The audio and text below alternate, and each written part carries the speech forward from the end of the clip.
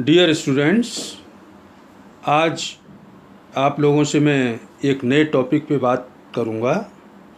आज का जो पॉइंट ऑफ डिस्कशन रहेगा वो कुछ इस तरह से है। इंटरनल कंट्रोल सिस्टम क्या होता है या इंटरनल कंट्रोल के क्या मेजर्स होते हैं। फिर इंटरनल चेक की बात करनी है। एक अच्छे इंटरनल चेक या मॉडल इंटरनल चेक की क्या फीचर्स या कैरेक्टरिस्टिक्स हैं या होनी चाहिए, इसके बारे में बात करूँगा। साथ ही इंटरनल चेक को अपनाने से क्या आपको एडवांटेजेस और डिसएडवांटेजेस हैं, उसके बारे में बात करूँगा। तो बात स्टार्ट करता हूँ इंटरनल कंट्रोल की, आंतरिक नियंत्रण की। आंतरिक नियंत्रण में उन सभी उपायों को हम शामिल करते हैं जिनके द्वारा व्यवसाय के प्रत्येक पहलू को कंट्रोल किया जाता है, क्योंकि प्रत्येक व्यवसायी ये चाहता है कि उसके जो इंटरनल काम हैं उनको इस तरह से वो कंट्रोल करे ताकि अधिक से अधिक लाभ प्राप्त हो सके और धोखाधड़ी, गड़बड़ी या छल कपट इत्यादि की संभावना कम से कम हो सके। तो कहने का मतलब इंटरनल कंट्रोल का मतलब आंतरिक कार्यों का आप इस तरह से मैनेजमेंट करते हैं कि आपके यहाँ गलती गबन की संभावना कम हो जाए और आप अधिक से अधिक लाभ अर्जित कर सकेंगे। स्क्रीन पे आप देख रहे हैं व्यवसाय की आर्थिक एवं प्रशासनिक सभी क्रियाओं को योजनाबद्ध तरीके से नियंत्रित करने की जो प्रक्रिया होती है वो आंतरिक नियंत्रण कहलाती है। और आंतरिक नियंत्रण मेजर्स को अपनाने के क्या उद्देश्य होते हैं वो आप देख रहे हैं। उद्देश्यों में पहला उद्देश्य तो यही होता है कि व्यवहारों का लेखा सही हो जाए। अगर इंटरनल कंट्रोल सिस्टम आपने अपना रखा है तो आपके यहाँ लेखा पुस्तकों में सही लेखे होंगे। साथ ही गलती और गबन को रोकना। आंतरिक नियंत्रण प्रणाली अगर आप अपनाते हैं तो वहाँ पर एक व्यक्ति के कार्य की जांच दूसरे व्यक्ति के द्वारा की जाती है। ऐसी स्थिति में गलती और गबन को रोकने में सहायता मिलती है और अगर कुछ होती भी है तो हम उसको शीघ्रता से पता कर लेते हैं। उत्तरदायित्व निर्धारित करना। आंतरिक नियंत्रण के अंतर्गत हम रेस्पॉन्सिबिलिटी सेंटर्स की स्थापना कर देते हैं, उत्तरदायित्व केंद्रों की स्थापना कर देते हैं कि अमुक व्यक्ति इस कार्य को संपादित करेगा और जिस लेवल पे या केंद्र पे गड़बड़ी होती है तो उस व्यक्ति को हम उत्तरदायी ठहरा सकते हैं। मीन्स गलती या गबन किस व्यक्ति के द्वारा किया गया है या प्रक्रियाओं का पालन किस व्यक्ति ने नहीं किया है उसको हम आसानी से आइडेंटिफाई कर सकते हैं और उसको रेस्पॉन्सिबल ठहरा सकते हैं। संपत्तियों की सुरक्षा, उनके लेखे और सुरक्षा का पर्याप्त प्रबंध है या नहीं है, ये भी आंतरिक नियंत्रण के दायरे में ही आता है।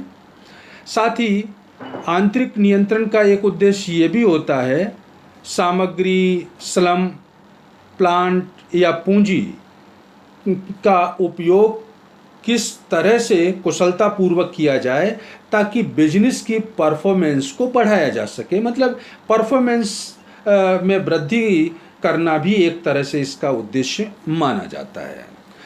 और अगर किसी संस्था ने अपने कोई लक्ष्यों का निर्धारण किया है तो लक्ष्य और वास्तविक कार्य से उनकी तुलना की जाएगी।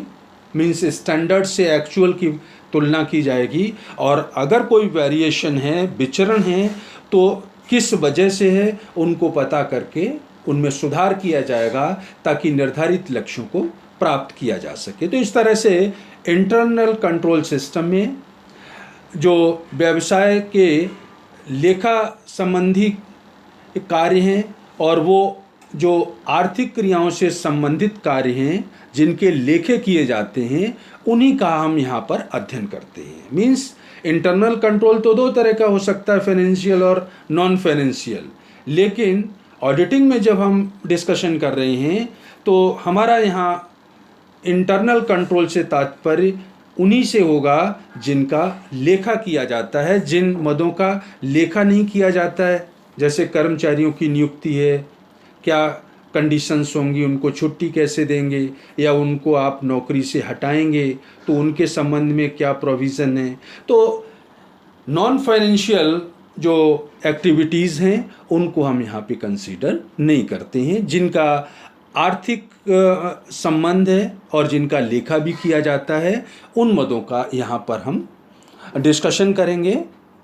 आंतरिक नियंत्रण प्रणाली अपनाने के दो तरीके होते हैं, या आप यूँ कह सकते हैं कि आंतरिक नियंत्रण प्रणाली को दो भागों में बांटा जाता है। पहला होता है आंतरिक निरीक्षण, इंटरनल चेक, एंड सेकंड होता है आंतरिक अंकेक्षण, इंटरनल ऑडिट। आंतरिक निरीक्षण से तात्पर्य उन सभी उपायों से हम लगाते हैं जिन्हें व्यापारिक पुस्तकों में शुद्ध लेखन के लिए अपनाया जाता है। इसके अंतर्गत हम क्या करते हैं, प्रत्येक व्यवहार या ट्रांजैक्शन को अलग अलग खंडों में बांट देते हैं और प्रत्येक खंड का संपादन अलग व्यक्ति के द्वारा किया जाता है। तो ऐसी स्थिति में क्या होगा, एक काम को मैं 4 भागों में बांट दूंगा।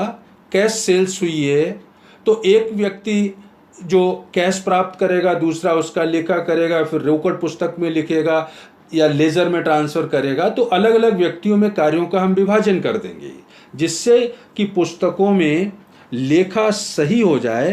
तो इस तरह की जो प्रक्रिया आप अपनाते हैं, जिसमें लेखा संबंधी कार्य कई हाथों से होकर के गुजरता है और एक व्यक्ति का कार्य दूसरे व्यक्ति के द्वारा और दूसरे का तीसरे के द्वारा स्वतः ही जचता चलता है और काम आगे बढ़ता है, तो इस तरह की जो प्रक्रिया होती है उसको आप कहते हैं आंतरिक निरीक्षण, इंटरनल चेक।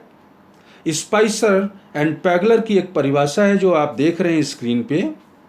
ये लेखा प्रणाली के संगठन का वो तरीका है जिसके द्वारा कर्मचारियों में कर्तव्य का विभाजन इस प्रकार कर दिया जाता है कि किसी एक व्यक्ति को एक व्यवहार के प्रत्येक पहलू का लेखा नहीं करने दिया जाता है, ताकि 2 या 2 से अधिक व्यक्तियों के में बिना गुटबंदी के कपट रुक जाए और गलतियों की संभावना कम हो जाए। अर्थात कार्य का विभाजन कई व्यक्तियों में कर देंगे और जब तक 2 या 2 से अधिक व्यक्ति इकट्ठे नहीं होंगे तब तक गलती या गबन होने की संभावना मिनिमाइज हो जाएगी, कम हो जाएगी, क्योंकि इस प्रक्रिया में एक व्यक्ति के कार्य को दूसरा व्यक्ति जांच करेगा। तो आंतरिक निरीक्षण की इस परिभाषा के आधार पर हम कह सकते हैं कि आंतरिक निरीक्षण में हम कर्मचारियों में कार्य का विभाजन कर देते हैं और इस विभाजन के परिणाम स्वरूप एक व्यक्ति के कार्य की जांच दूसरा व्यक्ति अनिवार्य रूप से करता है। गलतियों और गबन की संभावना कम हो जाती है क्योंकि हर लेवल पे दोबारा चेकिंग होती है और बिना गुटबंदी के गलती या गबन की संभावना कम हो जाती है क्योंकि एक व्यक्ति के कार्य को अनिवार्यतया दूसरा व्यक्ति यहाँ पे जांचता है। तो इस तरह से इंटरनल चेक सिस्टम अगर आप अपनाते हैं तो इसके क्या ऑब्जेक्ट्स हो सकते हैं, तो देखिएगा उद्देश्यों में पहला उद्देश्य तो यही होता है अशुद्धियाँ और छल कपट को रोकना और शीघ्र प्रकट करना, क्योंकि इंटरनल चेक में पुस्तकों में जो लेखे आप लिखते हैं उनके शुद्ध लेखन पर ही जोर दिया जाता है कि उनकी एंट्रीज सही हो जाएं, लेखा सही हो जाए। तो कर्मचारियों में मैंने कार्य का विभाजन कर दिया तो एक व्यक्ति के कार्य की जांच दूसरा व्यक्ति करेगा। नतीजा ये होगा कि अशुद्धियाँ और छल कपट रुक जाएंगे और अगर होते हैं तो वो जांच की प्रक्रिया में शीघ्र ही प्रकट हो जाएंगी। उत्तरदायित्व तो पहले से निर्धारित होता है, तो जिस लेवल पे गड़बड़ी हुई है आप वहाँ आइडेंटिफाई कर सकते हैं, उसको कह सकते हैं। लेखा पुस्तकों में सही लेखा करना इसका मुख्य उद्देश्य होता है।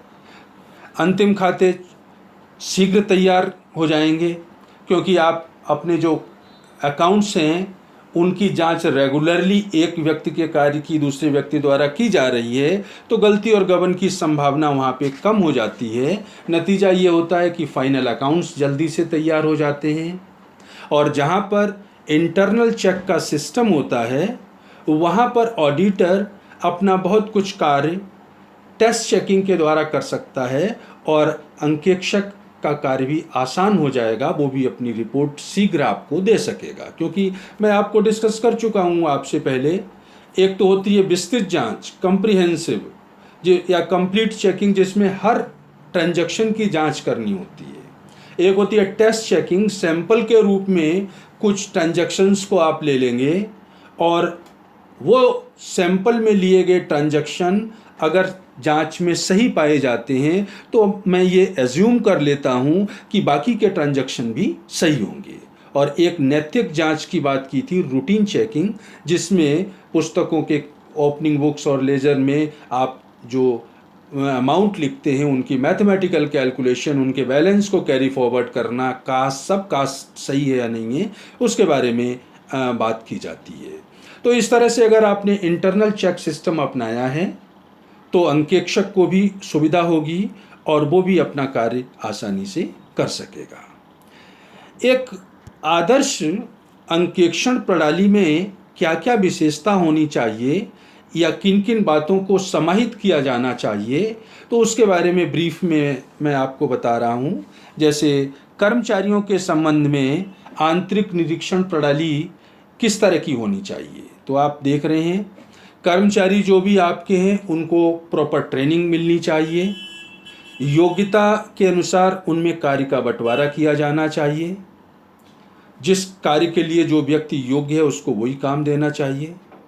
कर्मचारियों को अपॉइंट करते समय किसी एक व्यक्ति की या संस्था की गारंटी ले लेनी चाहिए ताकि अगर कोई गबन किया जाता है उस कर्मचारी के द्वारा तो आप अपने पैसे की वसूली के लिए उस व्यक्ति से पैसा ले सकते हैं।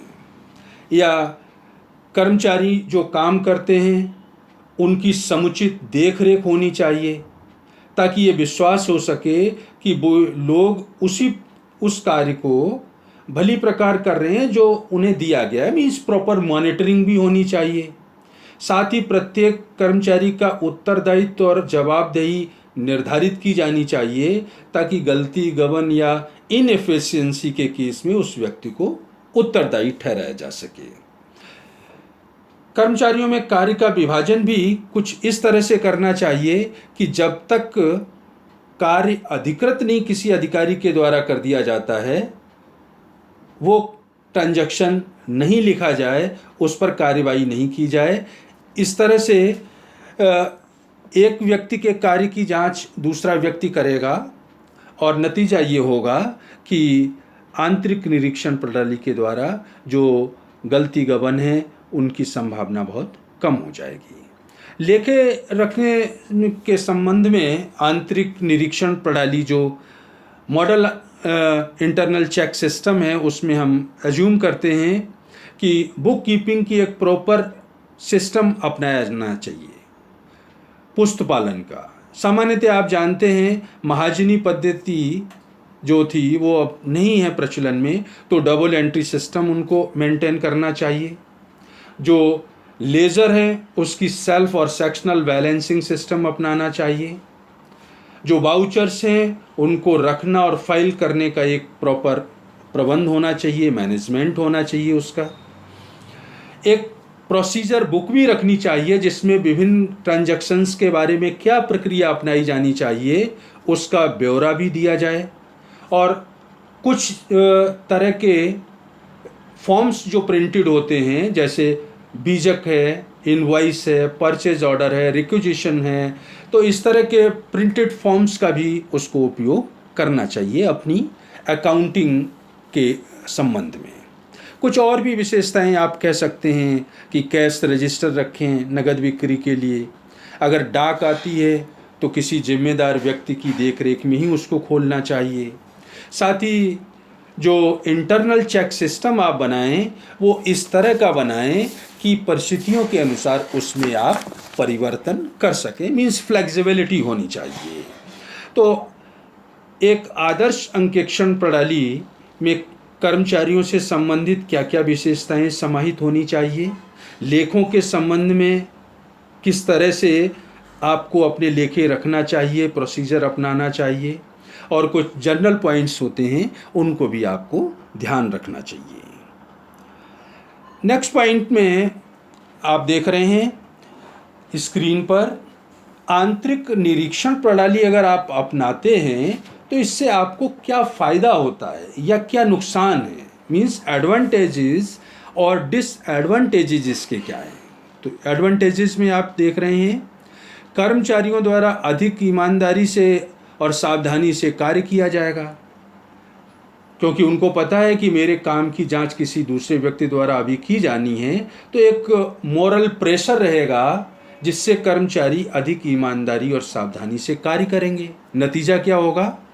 नतीजा ये होगा कि छल कपट में कमी आ जाएगी, क्योंकि एक व्यक्ति के काम की दूसरा व्यक्ति जांच करेगा तो लोग अधिक सावधान होकर काम करेंगे, तो गलती और गबन नहीं होगा, और अगर करते हैं तो उनको शीघ्र ही पकड़ लिया जाएगा। उनका कुमुलेटिव इफेक्ट मीन्स लंबे समय तक प्रभाव नहीं पड़ेगा। जैसे ही किसी व्यक्ति ने गलती या गबन किया, दूसरा व्यक्ति उसकी जांच करेगा और जांच करते ही वहाँ पर बात क्लियर हो जाएगी किसके द्वारा किया गया, क्योंकि कार्य का मैंने बंटवारा कर रखा है, तो उसकी रिस्पॉन्सिबिलिटी वहाँ पे फिक्स हो जाएगी।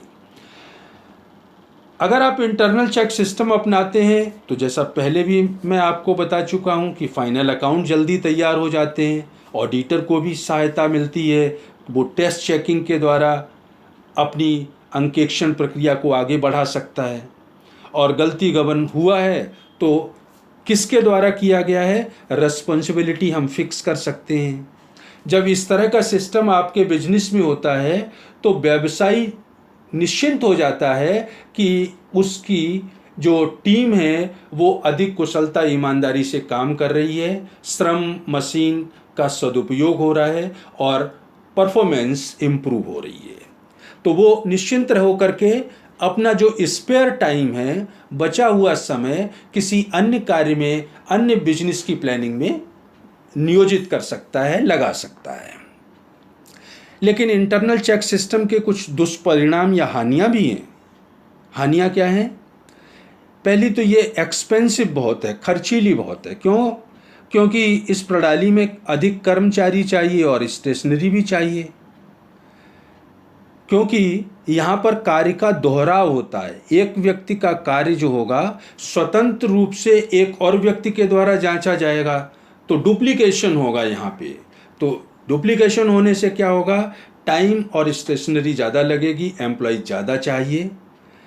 स्वामी लापरवाह हो जाते हैं क्योंकि उन्होंने सिस्टम बना दिया और उस सिस्टम के अकॉर्डिंग काम हो रहा है, लेकिन कर्मचारी इसका नाजायज़ फ़ायदा उठाते हैं। उनको पता है कि मालिक अब ज़्यादा फोकस नहीं कर रहा है, तो वो भी लापरवाह हो जाएंगे, क्योंकि ये कहावत है ना, यथा राजा तथा प्रजा। राजा ही अगर लापरवाह है तो प्रजा भी लापरवाह हो जाएगी, तो जिससे गलती और गबन होने की संभावना बढ़ जाती है और बिजनेस का नुकसान होने की संभावना बढ़ जाती है, क्योंकि ऐसी स्थिति में गुटबंदी करके वो गबन कर सकते हैं। तो आंतरिक निरीक्षण प्रणाली को अगर आप सही ढंग से अपनाते हैं और टाइम टू टाइम उसका रिव्यू करते हैं तो व्यापार के लिए एक बहुत ही उपयोगी सिस्टम माना जाता है, जिससे आपको लेखों की शुद्धता सही हो जाएगी, साथ ही किसी भी तरह के गलती और गबन होने की संभावना पे रोक लग जाती है, अंतिम खाते शीघ्र तैयार हो जाते हैं, ऑडिटर को हेल्प मिलती है। तो आज के टाइम में इंटरनल चेक सिस्टम बहुत ही कारगर उपाय माना जाता है व्यवसाय को अपनी क्रियाओं को सही ढंग से संपादित करने के लिए। तो आज के लिए इतना ही। नेक्स्ट वीडियो में मैं फिर आपसे इस चैप्टर के जो रिमेनिंग पॉइंट्स हैं उन पे बात करूँगा। फ़िलहाल इतना ही, नेक्स्ट वीडियो में फिर बात होगी। Thank you.